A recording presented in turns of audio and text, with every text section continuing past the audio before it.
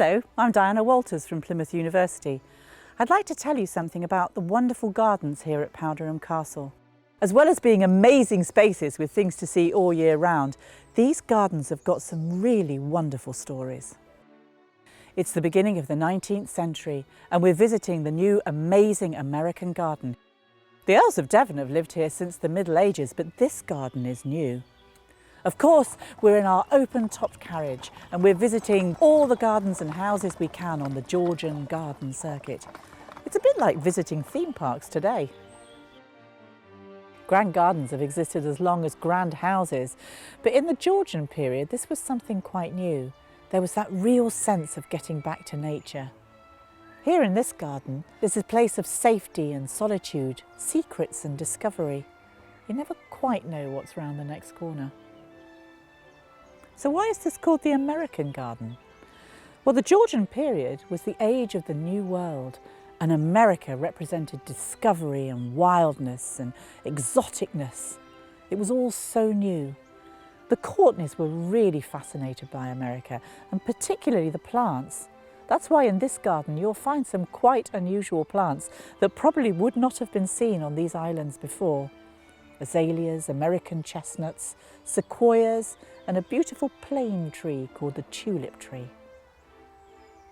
At the centre of the garden is this pavilion and a beautiful open glade. This is the heart of the garden. Families would have come and spent the whole day here, just like we still do, relaxing, having picnics, playing games, secret trysts and all-night parties.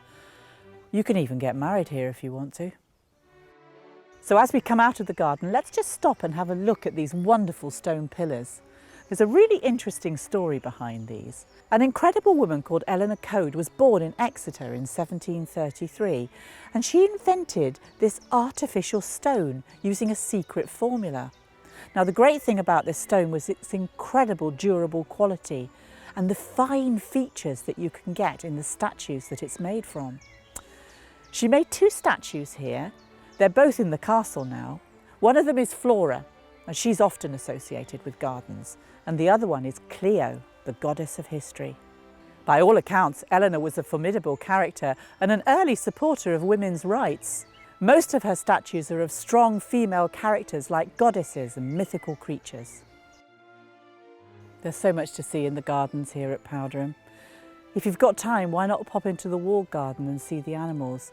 Or if you've got energy, climb up to the Belvedere and see the view from up there, and that's where all the real wild parties happened. See if you can find the secret grotto on the way. I just love the gardens here at Powderham. I love this space particularly. I love it because of the silence and the mystery and how well I feel just being so close and connected to nature.